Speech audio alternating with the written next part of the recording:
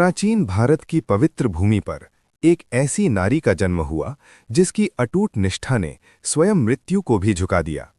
ये कथा है सावित्री की, एक ऐसी पत्नी की जिसने प्रेम को केवल निभाया नहीं बल्कि उसे अमर बना दिया।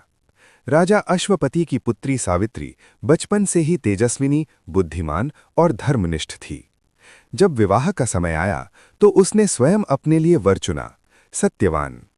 सत्यवान, सत्य का प्रतीक, कर्तव्यनिष्ठ, माता पिता का आज्ञाकारी पुत्र। लेकिन नियति ने एक कठोर सत्य छुपा रखा था।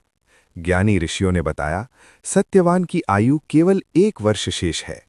क्या सावित्री डर गई? क्या उसने अपना निर्णय बदला?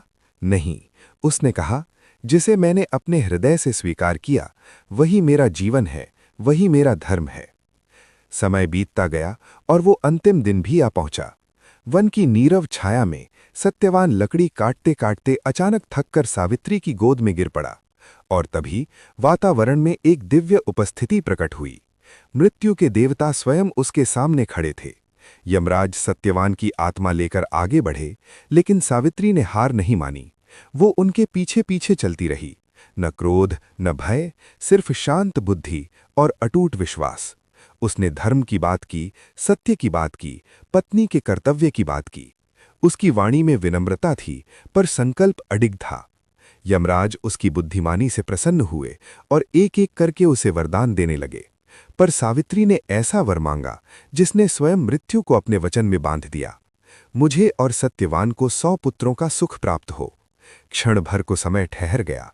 यमराज मुस्कुराए और समझ गए, ये नारी केवल प्रेम नहीं करती, ये प्रेम की शक्ति है। उन्हें सत्यवान का जीवन लौटाना पड़ा और इस प्रकार प्रेम ने मृत्यु पर विजय पाई। ये कथा हमें सिखाती है, सच्चा प्रेम केवल भावना नहीं, वो विश्वास है, वो साहस है, वो अडिग संकल्प है। जहां निष्ठा अटल हो, वहां भाग्य भी बदल जाता है।